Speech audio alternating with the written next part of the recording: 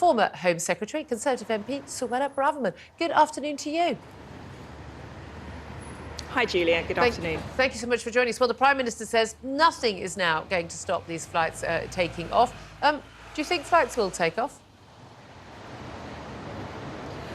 Well, as I set out back in the autumn and indeed at the beginning of this year, I'm afraid I do not believe that this bill will stop the boats. That's the pledge that the Prime Minister and the government made to the British people. That's what the British people have voted for and expect of their government. And that's the test of whether this latest Act of Parliament will work on it. It's our third Act of Parliament, and I'm afraid it doesn't go far enough to actually do what's necessary to stop the boats. So there may well be flights taking off, but it's not going to make a blind bit of difference to actually whether the boats are still turning up. And as you say, the pledge was stopping the boats, not getting a flight off to Rwanda or even 20 flights off to Rwanda. What, if you were still Home Secretary, what would you be doing right now to actually tackle that pledge, stop the boats? What would actually work, in your view? What really needs to be done? And I've seen this, and I base this opinion on my time before an MP working as a barrister in immigration and asylum law, my time as Attorney General, and then what I saw as Home Secretary, is that we need to leave the European Convention on Human Rights, and we need to do it now. It's no point putting it in a manifesto, which on current polling we're set to lose. It's no point having another referendum. We've had enough of those. What we need to do is take back control of our laws and borders, finish off the job of Brexit by leaving the European Convention on Human Rights and legislating to actually exclude some of the claims that we're going to see, many of which will be spurious and which will only operate to stop flights, to stop the government controlling its borders. Even if we did do that, and there'll be many in my audience, including myself, who would support that, even if we did that, that's not necessarily going to stop people wanting to come to this country. There are lots of pulls to this country. We don't have identity cards, for instance. People might have English as a second language. They may already know people who are here. Lots and lots of people will still want to come to this country. What are we going to do about that? How many of the people who've already got here would you plan, if you were Home Secretary again, or indeed maybe one day leader of the party and Prime Minister? What would you do about the tens of thousands of people who are already here and we're paying millions, even billions a day to look after? Well, many of the people who have arrived, tens of thousands of them, have been in very recent months and years, and they're still in limbo, actually, because of the backlog of cases. So I would want to do something which meant that many of those people could be put on flights and deported to Rwanda. I believe Rwanda is a safe country. I believe in the principle of the scheme of sending illegal migrants away to Rwanda. I've visited Rwanda on several occasions, and it is a safe country. Rwanda is a partner in this fight against illegal migration. But the problem that we've got is our laws here, our human rights frameworks, our lefty lawyers and our courts and judicial activism. We saw at the end of the year how the UK government was defeated in the Supreme Court because of human rights claims brought against us. We saw in June 2022 how the European Court of Human Rights in Strasbourg blocked the flight from taking off. So it's a combination of our legal framework and the litigiousness in this area that is stopping us from sending people away who shouldn't have the right to be here. Treating them humanely, treating them with compassion, but they don't have the right to be in the UK. We spoke a little bit earlier to an immigration lawyer, Ivan Sampson, who said, look, the real solution, and we hear this from Labour a lot as well, is we need to talk to the French, we need to talk to the EU in Brussels, we need to do a deal with them. We're not going to be able to deal with this on our own. When you were Home Secretary, how much time, how much effort did you put into trying to get the French to tackle this issue more at their end, or to get the French, for instance, to agree to take back migrants who were intercepted in the middle of the Channel? Were there actually conversations about things like that? Absolutely. I put a lot of effort into building a good relationship with the French. I speak a bit of French, and so I was able to do it in their own language. But we got more operations on the French side. I think it did. I think my opposite number in France, the Interior Minister Gérald Darmanin, and I got on very well, and we had a really good collaborative relationship, actually. And that's as a result, we got more gendarmes on the French side to be working on the northern French coast. We got more interceptions. We got a bit more technology and intelligence sharing but not enough to prevent the boats from leaving. Not enough ultimately. But isn't the solution that anyone intercepted in the Channel, if they were intercepted by whether it's French Coast Guard, British Coast Guard, Navy, RNLI, whoever it is, that they were just simply taken back to Calais? Message would get out very quickly, loud and clear. If you get in a boat, you're not going to end up back in Britain. You're going to pay 3 or 4 grand to a people smuggler, and you're just going to end up back on the same beach. The French could agree to that. It would stop people rocking up and camping at Calais in these huge big tent villages. It would be in their interest as well. So why don't they agree to that? In theory, it would be a solution if the French agreed to take back the people on the boats. They won't agree to Why it. not? They don't believe it's politically expedient from the French side. They don't want to do it. In a way, this is very convenient for the French. The illegal migrants are leaving France. They're no longer a problem for France. But I agree with you on the point about Calais.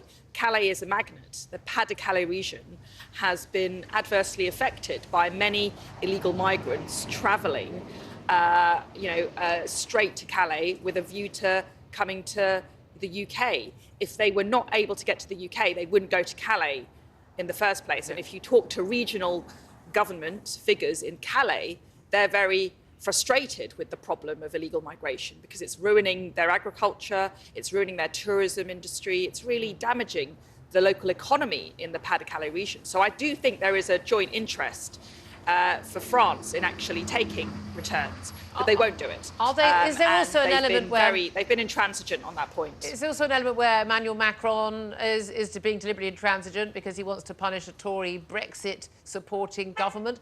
Constantly told by Keir Starmer that all we need to do is talk to the French. There seems to be a view with him and Yvette Cooper, the Shadow Home Secretary, that as soon as if they win the next election, they get into office, they're just going to have a quick word with the French, and the French will get this all sorted because they'll have good relations with them. Is this just basically a punishment for Brexit? Well, I think that demonstrates extreme naivety on the part of the Labour Party, that they think that they can just go pick up the phone to the French and over a cup of tea, the French will just agree to take migrants back on the Channel.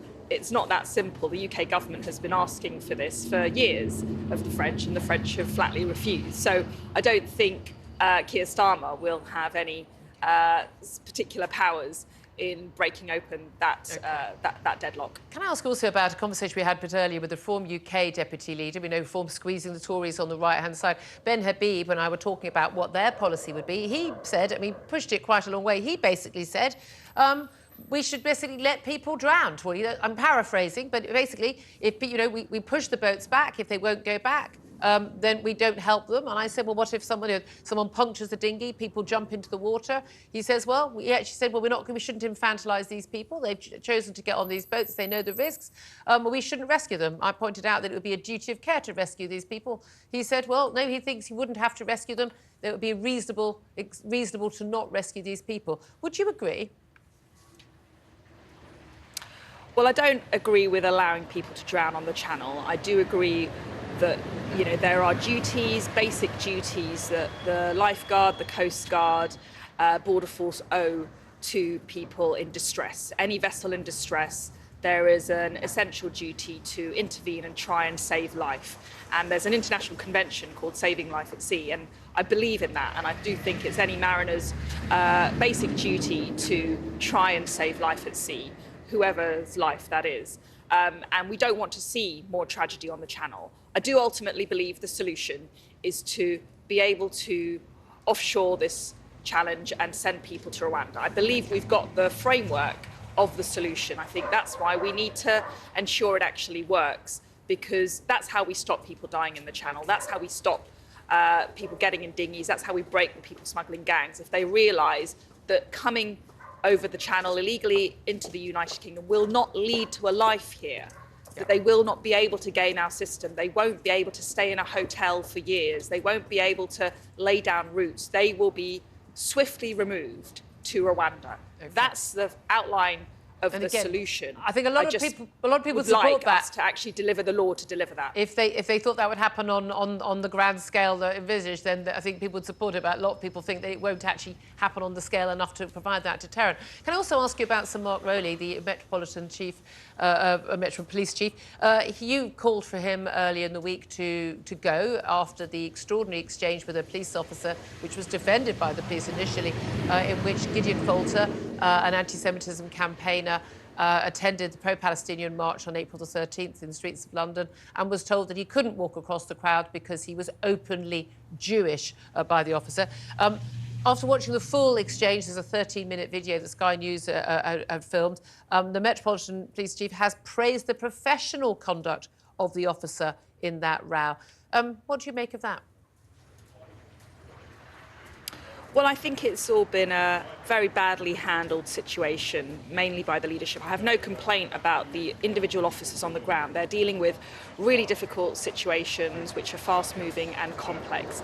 But what I do believe has gone wrong is the strategy and the tactics and the orders which are being given by the leadership at the Met. We've now seen 6 months of these marches taking place in London, hundreds of thousands of people marching through the streets of London. They've made London no-go zones for Jewish people whenever these marches take place.